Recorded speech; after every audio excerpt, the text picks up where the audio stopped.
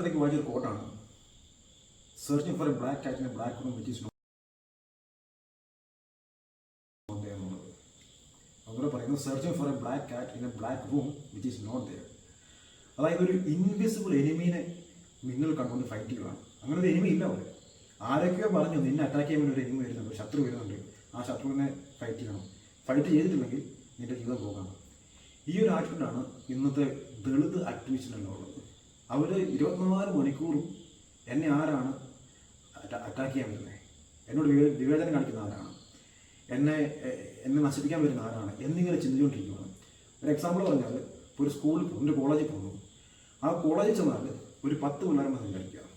ഈ ദളിത് കമ്മ്യൂണിറ്റിയുടെ പ്രശ്നം, ഇപ്പം അതിൻ്റെ അകത്തിരിക്കുന്ന ദളിത് പിള്ളേർക്ക് അവിടുത്തെ ക്ലാസ് ടീച്ചറുമായിട്ട് പ്രശ്നം ഉണ്ടാവും, ഡിഗ്നോ സ്റ്റഡീസുമായിട്ട് പ്രശ്നമാണ്, പ്രിൻസിപ്പലുമായിട്ട് പ്രശ്നമാണ്, ചുറ്റിലിരിക്കുന്ന സഹപാഠികളുമായിട്ട് പ്രശ്നമാണ്. ഇവർക്കെല്ലാം മൊത്തം പ്രശ്നമാണ്. എവിടെ ചെന്നാലും പ്രശ്നം, സ്കൂളിൽ ചെന്ന പ്രശ്നം, സൊസൈറ്റിയിൽ പ്രശ്നം, രാഷ്ട്രീയത്തിൽ പ്രശ്നം. ഇവർക്ക് പ്രശ്നമില്ലാത്ത ഒരു സ്ഥലമില്ല. ഇവർ പറയുന്നത് ഇവരെല്ലാവരും വിവേചനം കാണിക്കുകയെന്ന് പറയുന്നത്. പക്ഷെ അങ്ങനെ എന്തെങ്കിലും ഉണ്ടോ? അങ്ങനെയൊന്നുമില്ല.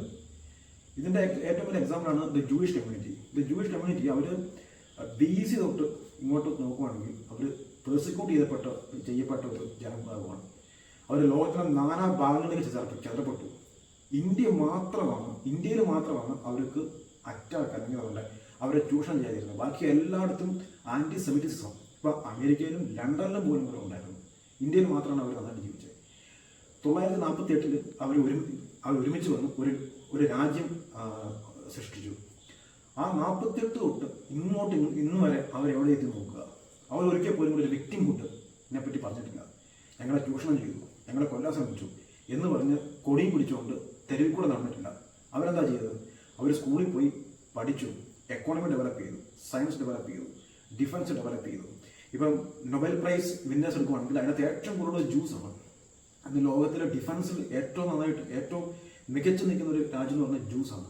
അപ്പോൾ അവർ ഒരിക്കൽ പോലും കൂടെ ഒരു എനിമിയെ ഫൈറ്റ് ചെയ്യുമല്ലായിരുന്നു ചെയ്തത്. അവർ ഡെവലപ്പ് ചെയ്യുകയായിരുന്നു. അവർ സ്കൂളിൽ പോയി പഠിച്ച് ഡെവലപ്പ് ചെയ്യുകയായിരുന്നു.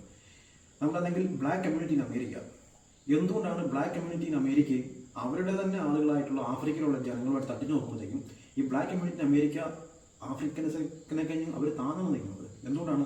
കാരണം ഈ നീഗ്രോസ് ഇൻ അമേരിക്ക അവർ ഓൾവേസ് ഫൈറ്റിംഗ് അഗൈൻസ്റ്റ് സംബഡി. അതായത് അങ്ങനെ ഒരു ശത്രുവില്ല, ഒരു ശത്രു ഉണ്ടെന്ന് പറഞ്ഞ് അങ്ങനെ വിശ്വസിച്ച് ആ ശത്രുവിനെതിരെ ഫൈറ്റ് ചെയ്തുകൊണ്ടിരിക്കുകയാണ്. ഇതാണ് ഇവിടുത്തെ പ്രശ്നം. അപ്പം നമ്മുടെ ഇന്ത്യയിലേക്ക് വരുമ്പോഴത്തേക്കും ഇവിടെയുള്ള ദളിത് കമ്മ്യൂണിറ്റികൾ ചെയ്യേണ്ടത് ഒരു കാര്യം എന്ന് വെച്ചാൽ സ്കൂളിൽ പോവുകയാണെങ്കിൽ പഠിക്കുക, കോളേജിൽ പോയി പഠിക്കുക. അതായത് കോളേജിൽ പോയിട്ട് അവിടെ പ്രശ്നമുണ്ട് ഇവിടെ പ്രശ്നമുണ്ട് എന്ന് പറഞ്ഞിട്ട് ഫൈറ്റ് ചെയ്യുകയല്ല ചെയ്യേണ്ടത്.